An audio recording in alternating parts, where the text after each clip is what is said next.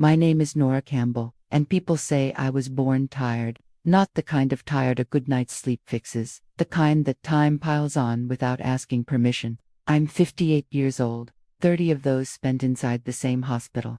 I've changed hundreds of dressings, held countless cold hands at the end of life, watched people die with no one to call their own. But I never imagined that one day I'd be one of them. It was an ordinary Monday.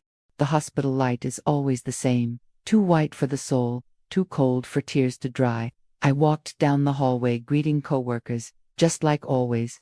Morning, Nurse Campbell. Morning, sweetheart. Sometimes I think that hospital was the only place I was still needed. At home, my daughters had grown up and gone their own ways, and I convinced myself that my purpose was to keep caring for whoever needed it. While I was fixing the bed of an elderly patient, my phone buzzed in my coat pocket. A message from Amanda, my oldest daughter. Mom, my oldest daughter. Mom, Lucy won't sleep. I need you, I replied between patients. Honey, I'm on shift. I'll be off at 6. I can stop by afterward. She answered almost instantly. Afterwards, too late. She needs you now. I took a deep breath, looked at my patient, at the clock, at the crowded hallway. I couldn't leave. And that hurt more than any physical pain ever could. Before I continue, I want to thank this channel Buried by Family for allowing me to share this part of my life with you. This channel needs your support to keep bringing more stories like this one. Please, like and subscribe. It is really important. So I got home late that night. The smell of disinfectant still clung to my clothes, my body begging for rest. Amanda was sitting on the couch, the baby in her arms, eyes red, face tense. You took your time. I came as soon as I could, honey. Sure. The hospital always comes first. I froze, not knowing what to say. She went on, you have no idea what it's like. Mom staying up all night alone with a crying baby. I do know. I did it for you. The silence that followed cut like glass. Amanda stood up and went to her room, slamming the door. Lucy started crying. And I just stood there, in the middle of the living room, not sure if I should cry too. While I rocked my granddaughter, I remembered the nights when Amanda was a baby. The same cries, the same desperation, the same emptiness. Back then, I had no one to help either. My husband, Michael, worked in another state and only came home on weekends. I managed on my own with love, but also with fear. And now, so many years later, my daughter looked at me as if I were the enemy. Life has a cruel way of reversing roles. Lucy finally fell asleep. I looked at that tiny face and thought, love should be as simple as this. A small body asking to be held, and someone offering their arms without checking the clock. But Amanda wanted more than comfort. She wanted control. 2 days later, over lunch, she said the words that changed everything. We were in the kitchen, she, me, and the soft cooing of Lucy in the crib. Amanda, eyes fixed on her phone, said without looking up, Mom, I talked to David. We decided you should quit your job. Quit, yes. Lucy needs you full time. I can't handle it. And David's no help. I put my fork down. Amanda, I can't just leave the hospital. It's my job. It pays my bills, my health insurance. It's my life. She let out a short, humorless laugh. Life? You call that a life? Working 12-hour shifts, taking care of strangers while your granddaughter grows up without you. I tried to stay calm. I see you whenever I can. It's not enough. If you don't quit and stay home with your newborn granddaughter. She paused, took a breath, and finished. Then you're not my mother. The world went silent. I felt my heart stumble backward inside my chest. Her words echoed like a siren. You're not my mother. I didn't answer right away. I just stared at her, trying to understand when love had turned into accusation. Amanda continued, I'm not asking, Mom. I'm giving you a choice. A choice, yes, between us and that job that's draining you. I looked at Lucy sleeping in the crib, so small, so innocent. And I thought of how many times I'd blamed myself for not being a perfect mother, but this was different. It was guilt disguised as love. I stood up slowly, picked up my bag. I have to go, Amanda. My shift's starting. Go ahead. Go take care of everyone else. As always, I left without looking back. But in the hallway, her voice followed me like a ghost. You're not my mother. At the hospital, a coworker looked at me and said, You're pale, Nora. You okay? And I gave the answer every exhausted woman eventually learns to give. I'm fine. But I wasn't. Nothing was. That shift felt like the longest of my life. Every time I saw a mother holding her child in the ward, a knot formed in my stomach. Had I ever made Amanda feel too alone, or had she simply never learned to recognize love when it didn't come dressed as servitude? At the end of my shift, I sat on the back steps, my lab coat still stained with coffee. I took out my phone. No messages from her. No photos of Lucy. The sky was starting to brighten. And for the first time, I realized my daughter might not want a mother. She wanted an employee. There are words you never forget. Hers became a scar. And every time the sun rose over that hospital, I asked myself, who's the mother now, after all? Amanda started texting me all day long, not requests, reminders of guilt. Photos of Lucy sleeping, each with short captions. She cried herself to sleep. You would have made her stop. Mommy, why aren't you here? At first, I tried to answer gently. I told her I was at work, that the shift was heavy, that I'd be out by 6, but she didn't want explanations, she wanted presence. And for her, presence meant sacrifice. Today my phone vibrated while I was giving medication. I glanced at it. You don't care. I couldn't answer. The patient called me. The monitor beeped. Time rushed on. When I left the room, another message waited. If I die, at least Lucy will have the babysitter. You have your hospital. I felt my body go cold. I called her as soon as I could. She answered with a flat voice. Amanda, what kind of message is that? Nothing. I was just tired. Don't talk like that, please. You're scaring me. You should be here. Honey, I'm on shift. You always are. Silence. I could hear Lucy crying faintly in the background, and guilt zipped itself tight around my chest. I'll come by after my shift. No need. I already asked the neighbor to stay. Amanda, I know, Mom, it's too late now. She hung up. I stared at the dark screen, wondering if I really had failed her. But memory fought back. I remembered every sleepless night, every bill paid, every birthday missed to make rent, every small act that kept our life upright. And yet now, somehow, I was the villain. When I got home, exhaustion clung to me like smoke. The house smelled of sour milk and silence. Amanda was on the couch, eyes fixed on the blank TV screen. I came straight from work. You didn't have to. You asked me to. I asked 2 days ago. I was working. She stood up, lifted Lucy, and placed her in my arms. She won't sleep. See if she will with you. The baby was warm, her cheeks flushed. Did you take her temperature? You think I'm a bad mother? No, I'm just asking. You don't have to. She walked to the kitchen, came back with a cup of cold coffee. You think love is about sending money, don't you? I never said that. You act like it, Amanda. You chose the hospital. Now live with it. She went upstairs. I stood there, rocking the baby slowly. Lucy drifted to sleep, and the tears that weren't hers began to fall from my face. The next day at the hospital, everything felt heavier. The machines hum, the smell of disinfectant, the patients' voices. A coworker noticed. Trouble at home. Kids, they grow up and still hurt. Huh. Yeah. I went back to the ward and lost myself in work until the end of my shift. When I checked my phone, there were 22 messages. The last one read, if you don't show up tomorrow, don't bother coming again. I drove home with my heart pounding. Amanda was standing there, hair messy, eyes feverish. You don't get it, Mom. I'm alone in this. You have David. He does nothing, but I work too. Sweetheart, then you should quit. I can't. You can. Just hand in your resignation and live on what? I'll manage. You're barely managing now. She looked at me as if I'd committed blasphemy. So you'd rather care for strangers than for your own granddaughter? I don't prefer anyone. I just want to keep being who I am. And who's that? A woman who changes diapers for old people and has no time for her family. The words cut deep.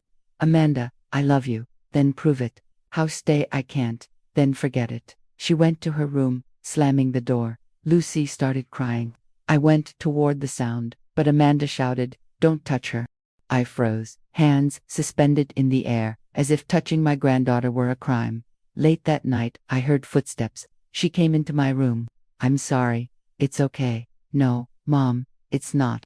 I don't know how to be a mother. You're learning, and you should be here to teach me. I'm here now, but tomorrow you'll be back at the hospital. Yes, so you're never really here. She sat on the edge of the bed and began to cry. I held her, silently.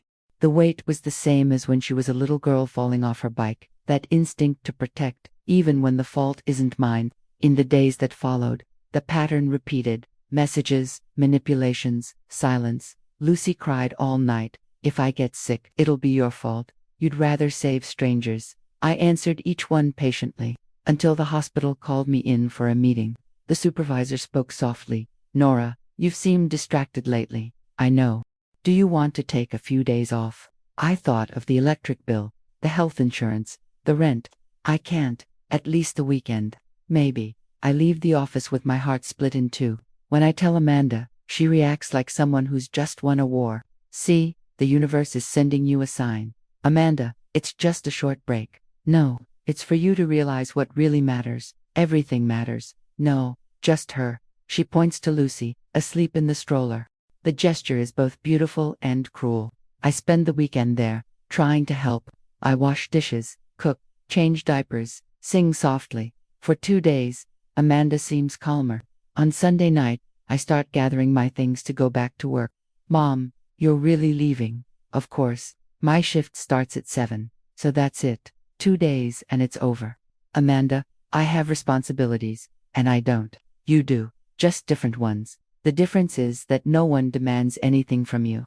Honey, everyone demands something from me. Then quit everything. Stay here, we'll figure it out. It's not that simple. Yes, it is. You just don't want to. I want to help you, not lose myself. She lets out a bitter laugh. You lost yourself a long time ago. On Monday morning, as I'm leaving, she says, don't come back. And for a moment, I obey. I stand at the gate, not knowing whether to go or stay. The air feels heavy.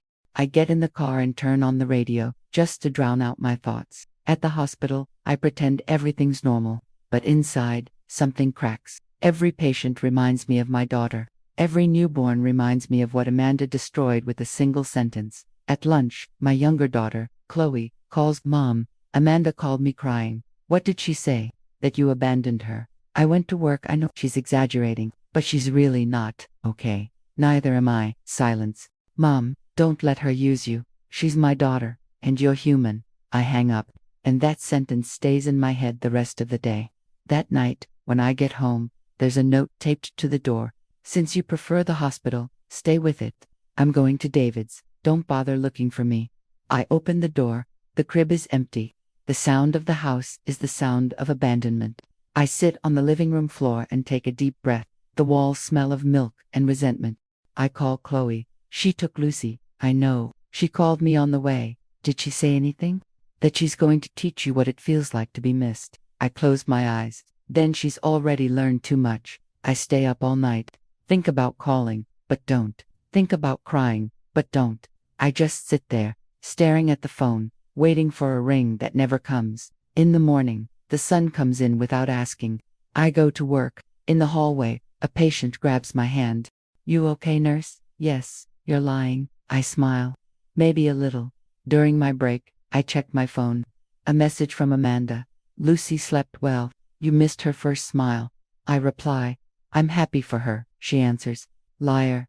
You're jealous. I delete the conversation. Days later, an invitation arrives for the baptism. My name isn't on it. The night before the ceremony, Amanda calls.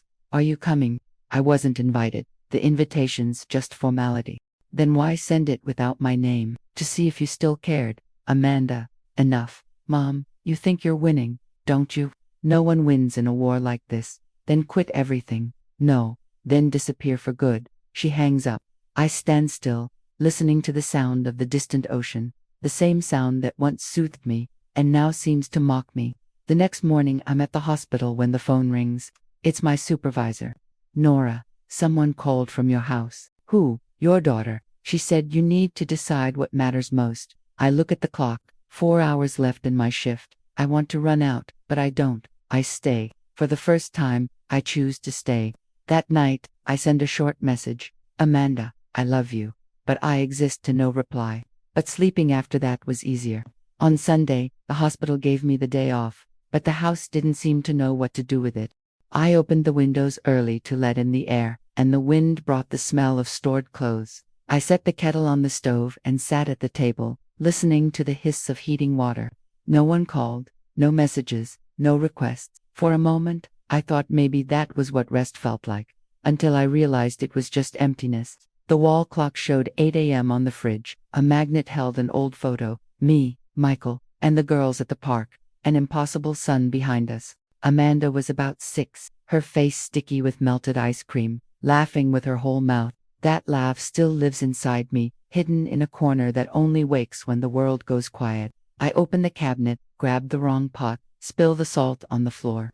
I stare at the grains scattered everywhere, and remember when she was little and said each one was a wish to the stars. Then, make a wish, Mom, she'd say. Today, if I could, I wouldn't even know what to wish for. I sit in the living room armchair, coffee in one hand, phone in the other. I open our chat, scroll to the top of the conversation. The first messages were lighthearted. Love you, Mom. Got home from school. Save me some dinner. Then came the demands, the accusations, and finally, the silence. It's strange to see an entire relationship laid out on a screen. A whole story that fits inside a single swipe. I look at the plants on the windowsill. They're dry. I'd forgotten them, which might explain a lot. I grabbed the watering can. The water trickles slowly, and the sound soothes me.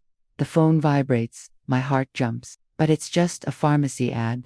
I decide to clean the cabinets, fold towels, reorganize photos. On every shelf, a ghost. I find a shoebox filled with old letters, mine and Michael's, still smelling faintly of paper and time. I read one, folding the corners so my fingers won't smudge the ink. One day she grow up, Nora, and she forgive you for being human. He wrote that when Amanda was 9, he left too soon to find out if he was right. By mid-afternoon the sun slants through the kitchen window. I make too much soup for one person. I think about sending some to Amanda, but I erase the idea before it fully forms. I pour it into containers and freeze it, as if shelving feelings for later. That night, the silence changes tone. It grows thicker, almost alive. I lie down, sleepless, the ceiling, a blank page. Then I get up, take the notebook from my nightstand, and write. Guilt doesn't sleep. It just changes beds. I close the notebook and look around the house. Everything is in its place, but nothing feels right. The clock ticks with a dull thud, as if counting the seconds of my absence in her life. I get up, open the bedroom window. Outside, the sky looks the same as every Sunday, quiet, indifferent, beautiful. I think maybe love is like that. It stays there, even when no one's looking, and somehow, it keeps existing. I lie down again. The house is still silent, but now the silence isn't an enemy. It's just a reminder that there's still time. I close my eyes, my heart heavy but steady, and whisper to no one. Tomorrow, I'll keep going. And for a moment, the silence seems to answer. I wake up on Saturday with the sense that something's wrong, even before I open my eyes. The room is dark, but by the light leaking through the curtains, I know it's past 8. My phone buzzes relentlessly on the nightstand. I reach for it, barely seeing the screen. Messages from Amanda. You didn't show up yesterday. Lucy was fussy all afternoon. I had a breakdown. And you didn't even call. Congrats, nurse, great job. I sit up slowly, feeling the weight in my neck. I'd sent her a message the day before, saying the hospital was packed, that I couldn't make it. She saw it, didn't reply. I take a deep breath and start typing. Good morning. I'm sorry, the shift was overwhelming. I can come today. The reply comes almost instantly. Don't bother. Why not? Because it doesn't matter anymore. I hold the phone in both hands. My heartbeat quickens. I type, I'm coming over soon. Don't. I am. I wait, but there's no reply. The blue check marks tell me she read it. The silence tells me she wants me to feel guilty before I even get there. I get up, go to the bathroom, stare at my reflection. My face looks tired, hair pulled back carelessly. I think about fixing it, hiding some of the wear, but give up. Maybe today's the day I finally stop pretending to be okay when everything inside me is broken. I grab my bag, car keys, forget the coffee. On the drive to her apartment, the radio plays a song I used to love when Amanda was little. Michael and I used to dance with her in our tiny living room, the TV flickering silently in the background. I see myself young again, holding that girl in the air, her laughter spilling out, calling me her hero. Now all I feel is a knot tightening in my chest. I park, climb the stairs. Each step feels heavier than the last. When I reach the door, I hear Lucy crying, an exhausted, relentless cry. I knock softly. Nothing. I knock again. Harder. Amanda, it's me. Silence. Then, Footsteps approach. The door opens just enough for me to see her face through the crack. I told you not to come. And I told you I would. She exhales sharply, annoyed, and opens the door fully. The apartment is a mess. Open diapers, dirty bottles, clothes scattered over the couch. The TV hums softly in the background, playing a show no one's watching. Come in, she says, turning away. I close the door behind me. Lucy's in a portable crib in the living room, pacifier tossed aside, face red from crying. I go to her, pick her up. Hey, sweetheart, I whisper, rocking her gently. She calms down, little by little. It's instinctive, automatic. My body knows what to do before my mind catches up. Amanda folds her arms, leaning against the wall. Pretty, isn't it? Amazing how she only needs 5 seconds with you. It's just experience, Amanda. Yeah, experience. You had decades of it with me. With her, it's like you've got some magic key that's called a bond. She rolls her eyes. A bond. Oh, please. Where was that bond when I called you at 3 in the morning on Wednesday? I look at her, startled. You called 4 times. I pull my phone from my pocket. Missed calls, all at the time I was helping a patient who couldn't breathe on his own. My stomach twists. I was on duty. Amanda. I know, she cuts in, her voice dripping with venom. I always know. I was on duty, Amanda. I was saving lives, Amanda. I was tired, Amanda. You know what the next line is? Mom. I stay silent. She finishes it for me. I wasn't here. I hold Lucy tighter, as if she could anchor me. I know you're exhausted, I say softly. I know it's not easy. She laughs, a short, nervous sound. No, you don't. You know what's easy. Walking into a hospital, putting on a badge, doing what you studied for, and coming home to a paycheck. You know what's hard. Being here, locked in with this baby, this body that doesn't feel like mine anymore. This husband who thinks changing 1 diaper a week makes him a hero. I'm not saying it's easy for me and hard for you. I'm saying it's hard for both of us. The difference, Mom, is that you chose your hardships. I didn't have Lucy alone. You spent your whole life talking about responsibility, about planning things, and now, where is all that? I'm here now, I repeat. Now, she spits the word out, sharp and cold. She steps closer, her face inches from mine, but not when I needed you. Not when I cried. Not when I texted saying I was having a panic attack. Not that day I stared at the crib thinking, if I disappeared, would anyone come? Where were you? My throat tightens. At the hospital, with people asking the same thing. If someone would show up, I say quietly. She steps back, eyes wide. So that's it, you're comparing. If you hadn't abandoned me emotionally back then, I wouldn't be like this now, Mom. I abandoned you. Yes, when you chose work always work. When you said, Mommy will be right back, and came home only after I was asleep. When you bragged about being an exemplary nurse and forgot you had a daughter at home. Now there's a granddaughter, and you're doing it all over again. I'm not. You are. The difference is, now I see it. And I won't let my daughter grow up feeling like her mother is never anyone's priority. The room feels smaller. The TV is still on. Some news anchor talking about things that don't matter. The noise from the street drifts in along with the sour smell of spoiled milk. Everything seems to spin. What do you want from me? I asked, my voice barely a whisper. She crosses her arms tighter. I already told you. I want you to quit the hospital. That's not reasonable, Amanda. Not reasonable for who?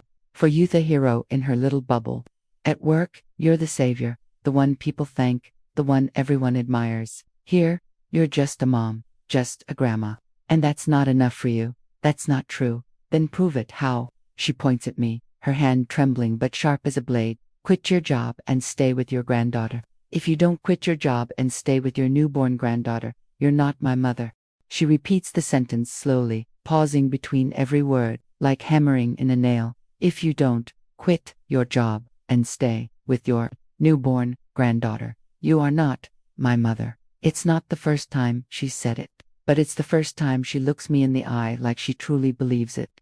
I feel something crack inside me, a sound no one else hears, but so loud it makes me nauseous. Lucy stirs in my arms, lets out a soft sound, then drifts back to sleep.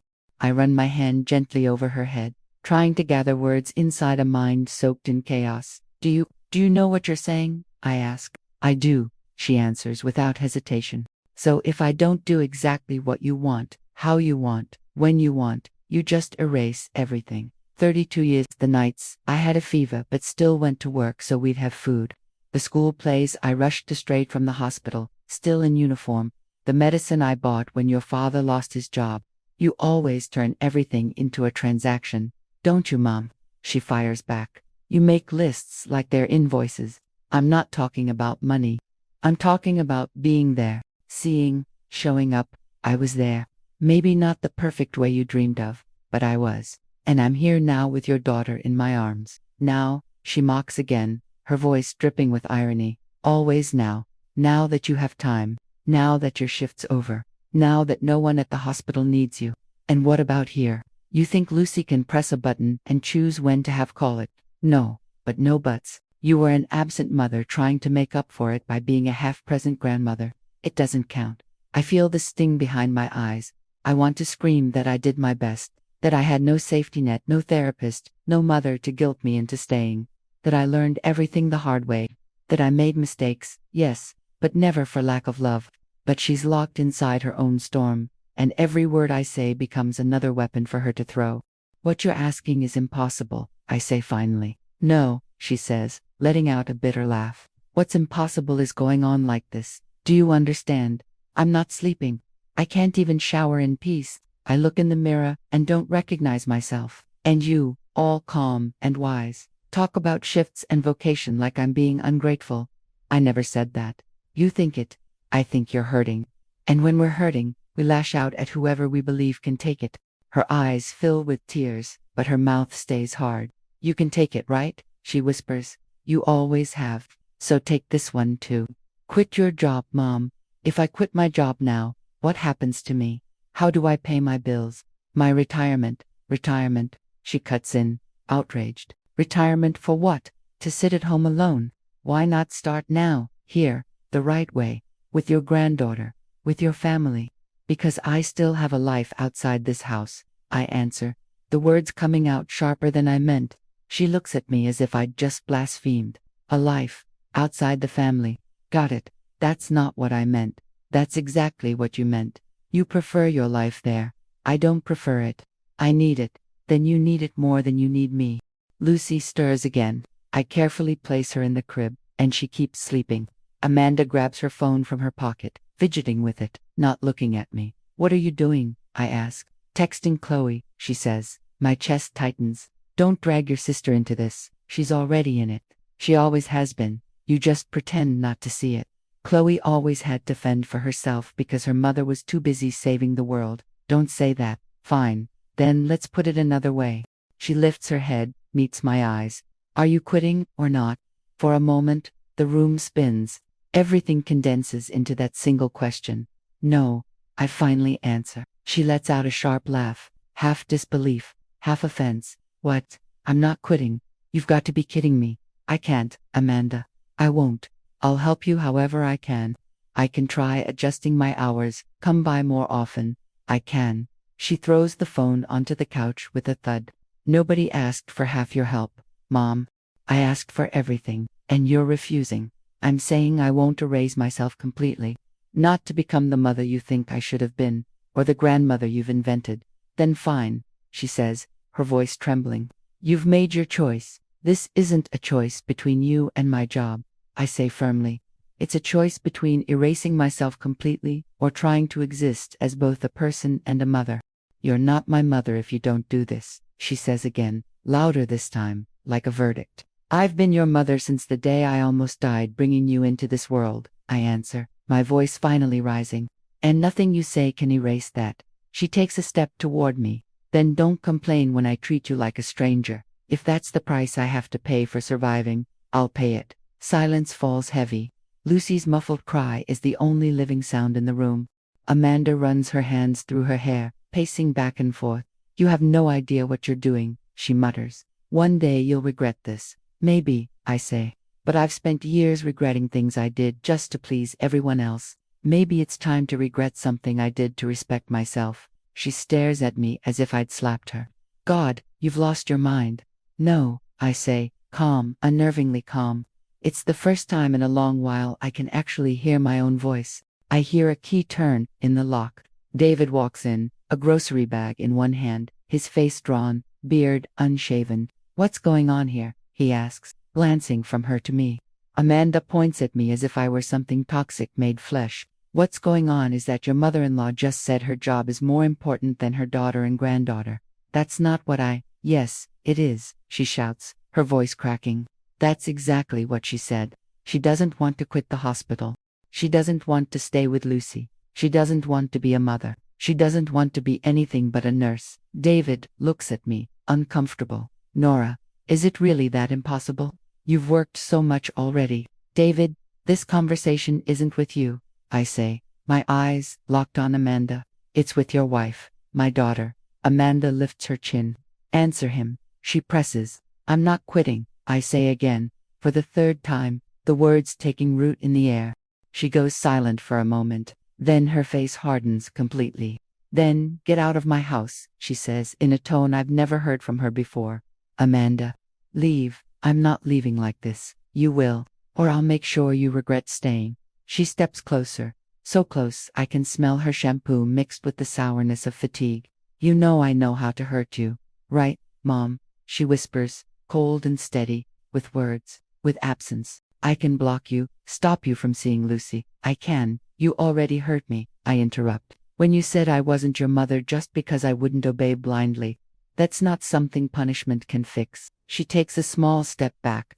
"Then deal with the consequences. I've dealt with everything you've thrown at me my whole life. This is the first time I'm choosing not to. And I know it'll hurt. But I also know I can't keep being a hostage to your guilt." She inhales sharply, her breath trembling, her whole body coiled as if she might burst. "Fine," she whispers, her voice thin. "From now on, you're just the nurse. The mother is dead. A cut, no scalpel, no anesthesia." Even David's eyes widen.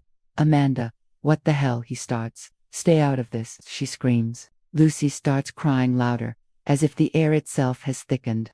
Instinctively, I take a step toward the crib, but Amanda blocks my path. "No, you've done enough. It's my turn now." For a moment, every instinct in me screams to fight, to grab my granddaughter and run. But I know myself. I know if I do that, she'll use it against me for the rest of her life. I take a deep breath. "I'm leaving," I say. I walk to my bag, pick up my keys. Before opening the door, I turn back. "I love you, Amanda," I say, my voice trembling. "Even when you say things I never thought I'd hear from my daughter. Even when you try to erase who I am. Even then I love you." She doesn't answer. She just stands there, frozen, like a statue carved out of anger. "And I love Lucy," I continue, "but I also need to love myself a little. Otherwise, I'll die right here on my feet. And then you'll be left with a body and an empty soul." I open the door. "Nora." David starts. "Take care of them however you can," I say, not turning around. "But don't let Amanda drown alone in what she's feeling. She's not cruel, just lost." I step out. The hallway feels longer than it did when I arrived. The door slams behind me, a flat, final sound. In the car, my hands shake as I try to fit the key into the ignition.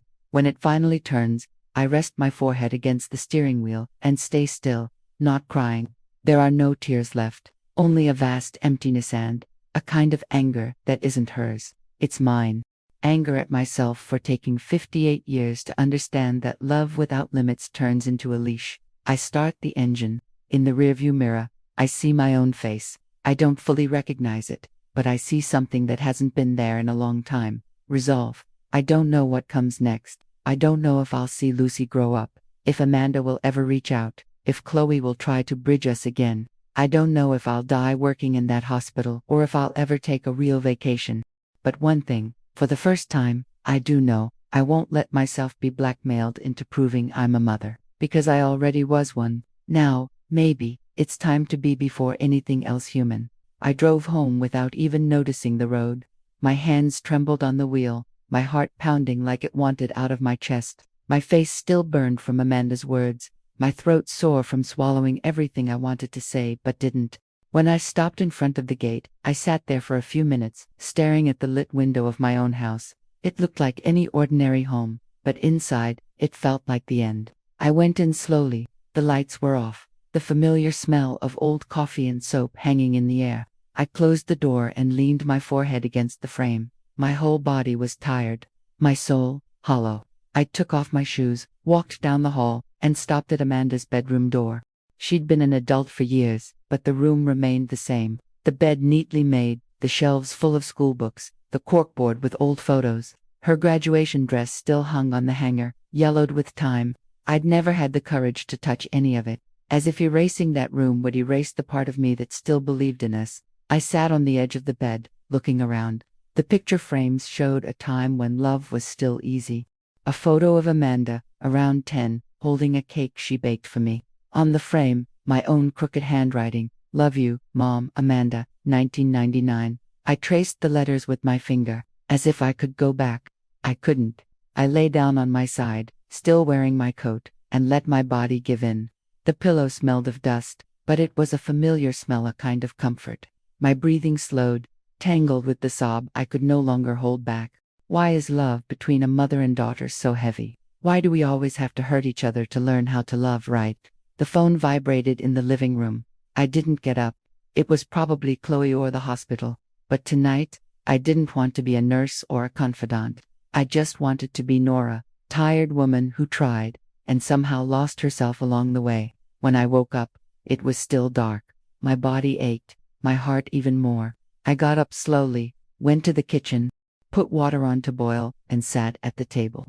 The clock read 3:10 a.m. The whole house breathed an old, almost gentle silence. I picked up my phone. 2 messages from Chloe. Saw your missed call. You okay?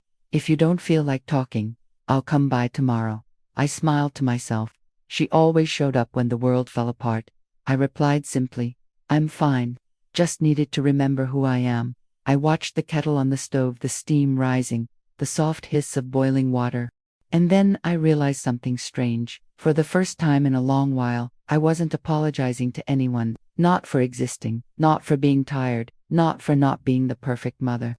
I walked to the living room and opened the curtains. Outside, the sky was beginning to lighten. The first trace of dawn crossed the window, spilling into the hallway and lighting up Amanda's room. The door was still open. I walked in. The new sunlight touched the photo board, the frames, the old notebooks. That light seemed to whisper that even what's left behind still exists, it just changes shape. I picked up a pen and a scrap of paper.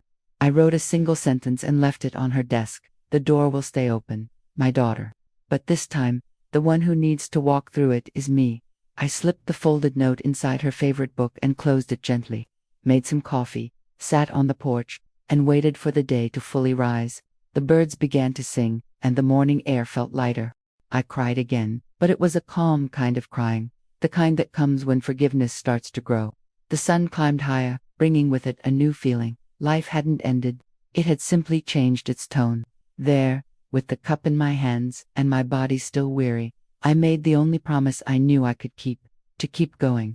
And there, in that half-dark, quiet house, the beginning of something new finally began. Going back to the hospital after that day felt like returning to the only place where I could still breathe. The hum of the machines, the smell of disinfectant, the echo of footsteps in the hall, all those things that used to exhaust me now felt like shelter. Here, no one asked me to be more than I could be. Here, being enough was enough. My supervisor called me into his office. Nora, I heard you've had a rough few days. Want to take some time off? No, I said. If I stop, I'll fall apart. He studied me quietly, then nodded. Then take the night shift with me. I'll take it. Routine returned, but something in me had shifted. It wasn't strength, not the old kind, anyway.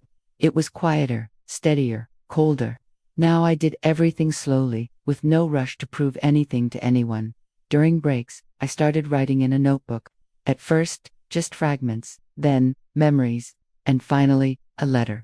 I wrote as if speaking to myself. Dear Nora, you spent half your life apologizing for being tired.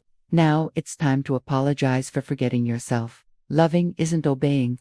Caring isn't erasing. Silence is also an answer. I tucked the notebook into my bag and went back to work. Days later, the hospital held a small ceremony. 30 years of service.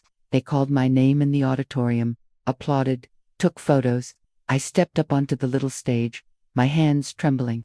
I only did what needed to be done, I said. And sometimes, what needs to be done is to keep going. My colleagues hugged me. I felt proud, but it was the kind of pride that has no one left to tell.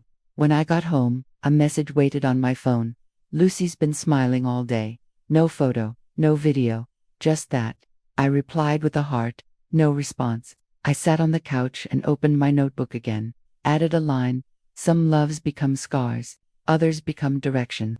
May I always know the difference. The following week, Chloe called. Mom, you should take a trip. Where to? Anywhere. Just to remember the world's bigger than Amanda's pain. I laughed. You sound like a therapist. Someone around here has to be the voice of reason. The next day, I stopped by a travel agency. Bought a simple ticket. A train ride to a coastal town I'd always wanted to see but never had time for. At the hospital, I informed my boss. 2 weeks, Nora. For the first time, yes, on the day of the trip, I left an envelope with the doorman of Amanda's building. Inside, the letter, my daughter. I haven't stopped being your mother. I've just stopped being guilty. When you're grown enough to understand, you'll see that love built on constant sacrifice stops being love.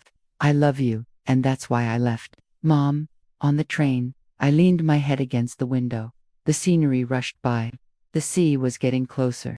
In the glass, I saw my own reflection, and for the first time, I liked what I saw. I was no longer the woman waiting to be saved. I was the woman who finally stopped drowning. The suitcase was small, but it felt like it carried a lifetime. I'd packed only the essentials, 2 changes of clothes, my notebook, a hairbrush, and the letter I'd already left at Amanda's. I zipped it closed carefully, as if sealing a chapter. At the station, the train arrived with a warm, metallic gust. The morning air smelled of iron and salt. I sat by the window, on the side where the sun would rise during the trip. As the wheels began to turn, I felt my body release, as if the train itself were whispering. Now, it's forward. The landscapes flew by, and I found myself trying to keep up, as though the speed of the tracks could make up for the years I'd left behind. Small towns, modest houses, backyards strung with drying clothes. Each lit window looked like a portrait of the life I might have had if I'd chosen differently. But destiny is a train that doesn't reverse, and for the first time, I didn't want to go back. An elderly man, wearing a hat, sat beside me. He had a calm gaze and a cane resting against his knee. First time going there, he asked. First time going anywhere without a destination. He smiled. That's usually the best kind. And you? I'm going to visit my granddaughter. How old is she? 5, he said. The age when kids still believe love is simple. I nodded. You're lucky. We all are, if we stop long enough to notice, he said. He adjusted his hat and, before drifting off to sleep, added, when we get old, we learn that what weighs the most isn't the baggage, it's what we never said. I stared ahead, thinking of all the things I'd left unsaid. The I'm sorries, the stay, the I'm scared too. Maybe that's what growing old really is, collecting silences that time slowly learns to translate. In the dining car, I ordered a coffee. The attendant, a woman in her 50s, asked if I was traveling alone. Alone, but in good company, I answered. She smiled. It's good when we learn how to do that. I took the coffee to the window and watched the sea appear for the first time between the hills. The horizon looked like a blue scar dividing the sky from the earth. For a moment, I imagined myself walking there without a watch, without hurry, without guilt. That's when I realized I wasn't afraid, and that felt like the purest form of freedom. Later, the train stopped in a small coastal town. I got off. The wind smelled of salt and memory. The streets were narrow, the houses colorful, and the sound of the sea came steady and constant, like a distant heartbeat. I walked to the shore. The sun was already lowering, tinting everything in gold. I sat on a wooden bench and opened my notebook. The wind played with the pages, and I wrote slowly. Today I traveled without a destination, and I realized the journey isn't the place, it's the silence we learn to listen to. My home isn't a wall, it's the body that still endures, and the heart that still believes. I closed the notebook, watched the sea for a long while. The sound of the waves was different from the beeping of hospital machines, but the rhythm was the same, the rhythm of a life that insists on existing. An elderly woman passed by me, walking slowly with a cane. She smiled, as if she recognized me. Alone, she asked. Now, yes, then we're even, dear. We, me and solitude. We walked together, but each at our own pace. We laughed. She kept walking, and I watched until she disappeared around the corner. The sky was lilac now, and the first lights of the city flickered on like promises. That night, I slept in a simple hotel, the sound of the sea tapping at the windows. I dreamed of Amanda as a child, running along the beach, laughing like she used to. When I woke, sunlight was slipping through the curtains, and somehow, it felt like the dream had come true. I took the train back the next day, but inside me, there was no going or returning anymore, only continuation. The landscape was the same, but I wasn't the same woman who had boarded that train. The return ticket was in my pocket, but in my heart, I knew I wasn't going back to the same place. I was going back to myself. A few days had passed since I'd returned from the trip. The suitcase still sat half open in the corner of my room, and sand kept showing up on the bathroom floor, as if the sea refused to let me go. At the hospital, everything looked the same, but I wasn't. As I walked through the corridors, I carried a calm that didn't seem to fit inside me. It wasn't happiness, it was quieter than that, deeper. Acceptance. That first night back, a coworker joked, "We thought you'd quit and stay out there forever." I smiled. I thought about it, but there are still people who need me here. There always will be, Nora, I know.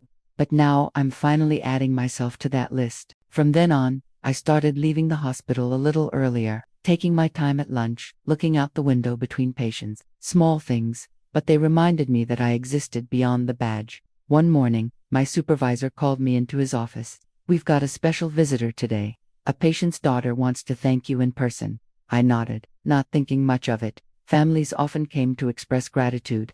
I just didn't expect that, this time, the family would be mine.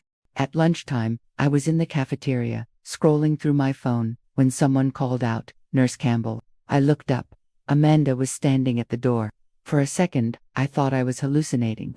She looked different, thinner, her hair loosely tied, eyes tired but without anger. Behind her stood David, holding Lucy in his arms. My heart clenched, my hands shook. The tray nearly slipped from my grasp. "Mom," she said softly. No sound came from me. I heard about the ceremony. The 30 years of service. I nodded, unable to speak. "I saw the pictures, the speech." She hesitated.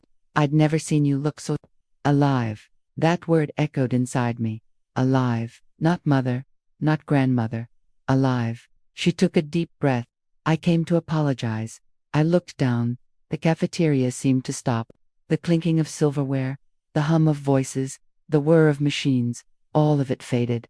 "I said terrible things, did even worse. I thought I understood you, but I had no idea what it meant to be alone, and tried to be everything at once." "Amanda, let me finish," she said, her voice trembling. "These past few days, I looked in the mirror and saw you. Exactly you, tired, pretending to be strong. And I realized you weren't the enemy. You were the only one who knew what I was feeling." I felt tears rise, but I breathed slowly. "I made mistakes too," I said at last. "I made you believe that love and sacrifice were the same thing." She shook her head. "Love shouldn't hurt this much, should it?" "No, sweetheart," I said quietly. "It shouldn't." Lucy began to stir in her father's arms, letting out a soft sound. David stepped closer and held her out to me. "She recognizes you every time she sees a picture," he said.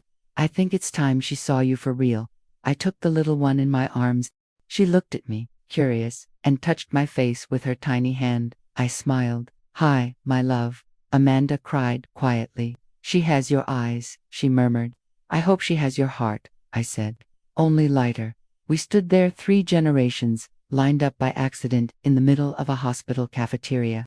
And for the first time, there was no guilt. There was exhaustion, yes, but also peace. When Amanda's tears finally eased, I asked her to walk with me. The hospital was big, and I knew every corridor as if it were part of my own body. We walked in silence for a while, listening only to our footsteps and the distant beeping of a monitor. We passed through the pediatric wing. The walls were colorful, the murals faded, the curtains printed with balloons. "I used to work here when you were the age of these kids," I said. "I spent hours in this ward, in the middle of the night, holding babies who had no one else to hold them." Amanda looked around slowly. "And then you'd come home and still take care of me." I tried. She laughed softly. "And I thought you loved them more. I loved what I could fix. You were what I was afraid to break." She looked at me as if she were understanding something for the very first time. We kept walking until we reached the ward where the patients slept. It was empty. The afternoon shift hadn't started yet. We stopped near a large window overlooking the inner garden. Down below, an elderly patient was walking with a young nurse. I smiled without realizing it. "Is that what you feel here?" Amanda asked. "Peace, not always. Sometimes it's just routine. But here, no one asks me who I need to be to deserve love." "I asked you that, didn't I?" "You did, and now you know the answer." She leaned against the window, wiping her face with the back of her hand. "When I was alone with Lucy," she said softly, "I used to wonder, did Mom feel like this with me?" "I did." "Then why didn't you say so?" "Because I thought admitting I was tired meant I was weak, and I wanted you to grow up thinking I was made of iron. But I grew up thinking you were made of ice." "Iron gets cold too," I said, and we both laughed quietly. We stood there, resting against the railing, looking at the trees below. Lucy slept in her father's arms a few steps away. The world felt suspended. "I read your letter," Amanda said suddenly. "Oh." At first I got angry, then ashamed. Then, "I missed you." "Missed what?" "The mother I only realized I had when I thought I'd lost her." The air between us shifted. Her words carried a soft kind of weight, like rain falling after a long drought. "You didn't lose me, sweetheart. I just needed to find myself." She nodded, then rested her head on my shoulder. That gesture alone was worth more than any apology. The loudspeaker announced the shift change. Nurses passed by, some waving at me, others smiling at Lucy. A colleague came up to us. "Nora, do you have a minute? The team wants to take a picture with you in the break room." Amanda smiled. "Of course she does. I don't know if go on, Mom. I'll wait," she said gently. I went into the break room. My coworkers had a simple cake and a hand-painted sign. "Thank you, Nora Campbell, 30 years caring for all of us." They laughed, took pictures, sang a slightly off-key happy birthday. When I came out, Amanda and David were still there. She was holding the sign, reading it slowly. 30 years caring for all of us," she repeated. "Now I understand the us. Us is everyone who needs care. Amanda, including you." She took a deep breath. "Can I come pick you up one day after your shift? We could have lunch together." "You can, and I'll bring Lucy." "Bring both of you," I said, smiling. The hospital phone rang. Someone called my name from the front desk. "Go on, Mom," Amanda said. "Someone needs you. They always do. And I promise this time, I'll wait." She kissed my forehead. Lucy woke up, cooing, reaching for me. I held her for a moment, feeling her warmth, her milky scent, then handed her back to Amanda. "Now it's your turn to take care, Amanda. But remember what I learned too late. Caring doesn't mean disappearing." They walked away slowly down the corridor. I watched until they disappeared around the corner, my heart steady, my body light. I went back to the front desk, washed my hands, put on my gloves. Life went on. As I changed a patient's dressing, I thought about what Amanda had said, about seeing me alive. Maybe that's what love becomes when it finally matures. It doesn't weigh you down. It simply breathes. Later, when my shift ended, I sat alone in the break room, opened my notebook and wrote, "Today my daughter came back. Not to rescue me, but to walk beside me." Pain turned into understanding, loneliness into space. I'm still here, between voices and machines, but now I know. What I made of my life wasn't small. It was love, the kind that doesn't need an audience.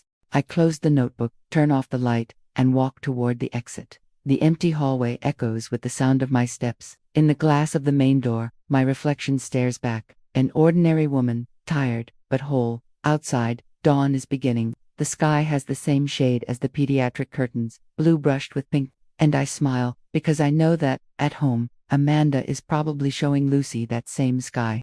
Freedom, I realize, sounds like this: the hospital waking up, and the heart finally at peace. Every Saturday, the hospital sounds different. I can't explain it exactly. It's the same beeping of machines, the same shuffle of stretchers, the same antiseptic smell, but there's a lightness in the air. Maybe it's because it's Saturday, or maybe it's because now, every Saturday is mine. After everything that happened, Amanda decided she and Lucy would come visit me every weekend. She said it was to make sure Mom doesn't overwork. I know that's just the pretty excuse. The truth is, to Lucy, the hospital is where Grandma lives, and, in a way, maybe she's right. I see them walking down the hall, Amanda with a backpack, Lucy skipping beside her with a huge bow in her hair.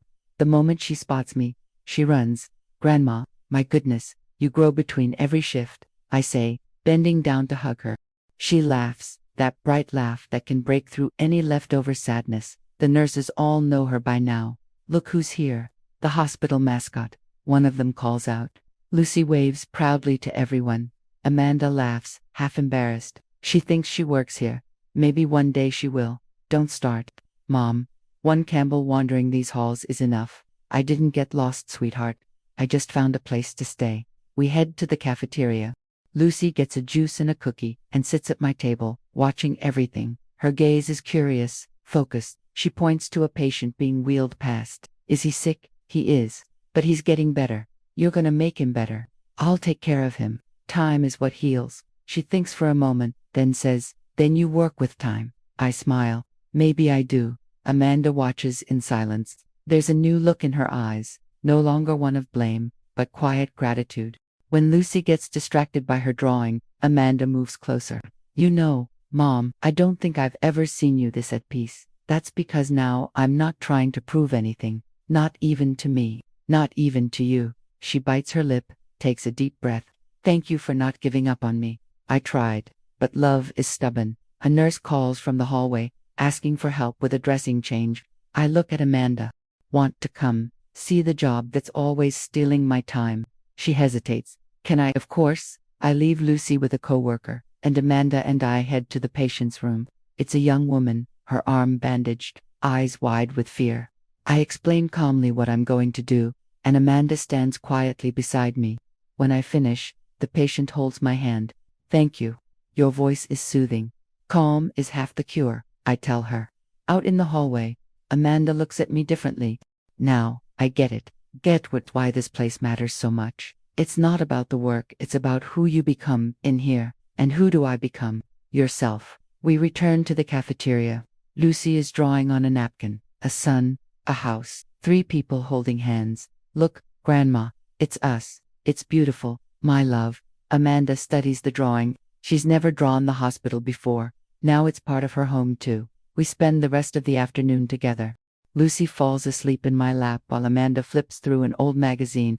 For the first time in years, the hospital feels like home, not because it's where I work, but because it's where love finally found space to rest. When they say goodbye, Lucy hugs me and whispers in my ear, someday I'm gonna work here, just like you. And who will you take care of? Everyone who feels lonely. I stand there watching them walk away down the corridor. The evening light spills through the windows, glowing on the polished floor. For a moment, the hospital looks lit from within. I open my notebook and write, today my granddaughter taught me what legacy means. It's not blood, it's calm. I close the notebook. Saturday continues outside, and so does the hospital. But inside me, everything is exactly where it should be. The hospital sounds different at night. The halls stretch longer, the clock ticks slower, and the air seems to breathe with us. It's my last night on shift. 30 years have become memory. On my badge, the plastic is yellowed. In my pocket, the notebook I've been writing in since the day I decided to exist again. I thought I'd be nervous, but instead I feel a quiet peace, the kind that can't be explained, only recognized. In the ward, the monitors blink steadily, like artificial hearts reminding me there's still life. I move from bed to bed, adjusting pillows, checking medication, listening to the rhythm of breathing. In every room, there's a story, and without realizing it, I've left a piece of mine in each one. Around 2 in the morning, the front desk calls. A new patient has arrived. Postpartum anxiety crisis, says the chart. My heart tightens. I walk toward the room. She's young, her hair stuck to her forehead, her eyes glassy with tears. She's sitting on the gurney, hugging her own body. I'm Nurse Nora. May I sit here? She nods. I can't breathe right. You will. Just follow my lead. I pull up a chair and sit beside her, breathing slowly, together. After a while, her air finds its rhythm again. When was the last time you slept? Since the baby was born. How many days? 30, she says, and the coincidence strikes me softly, like a quiet bolt of lightning. I smile faintly. 30 days is how long it takes for love to learn to stand on its own. She begins to cry. I feel like I'm failing. Failure is trying without strength. You're trying. But sometimes I yell at him. I did too. She looks at me, surprised. You, once, twice, maybe more. But the yelling was never out of anger at him. It was fear of myself. The young woman folds into herself, sobbing. I take her hand, it's cold as glass. Listen, a mother's love isn't measured by perfect days. It's measured by all the days you stayed, even when you had no strength left to stay. She closes her eyes. And what if I'm never good enough? Believe me, none of us are. Not until a child grows up and says, I understand you. Then we realize we were. The silence that follows feels like a kind of prayer. She exhales, gripping my hand tighter, and for the first time, her eyes aren't filled with panic, but relief. Do you have kids? She asks. I do. And do they understand? I smile. Now they do. A nurse steps in quietly to give her medication. The young woman drifts off to sleep, her face still wet, but peaceful. I pull a blanket over her and turn off the light. In the hallway, I sit in a plastic chair and watch the clock on the wall. It's nearly 4 in the morning. In a few hours, another shift will start, another day will begin, and I'll leave. Not from exhaustion, but because the work is done. I think of Amanda sleeping at home, of Lucy growing up, of the cycle repeating this time, gently. I think of all the women who have passed through my care, the ones I saved, the ones I lost, the ones who taught me that healing is just another word for keeping on. I close my eyes and listen to the sound of the machines, a symphony of lives that keep resisting. It's as if the hospital speaks to me. You've cared. Now you can rest. I leave my badge and folded uniform in the locker, take my notebook and open it to the last page. I write slowly, making every word weigh what it should. Last night, I don't know if I left the world better, but I left people less alone. And in the end, that's all I ever wanted. That no one would leave without hearing a voice say, I'm here. I close the notebook, stand, and walk to the main door. The sun hasn't risen yet, but the sky is already brightening. The first rays slip through the glass of the reception area, washing everything in quiet gold.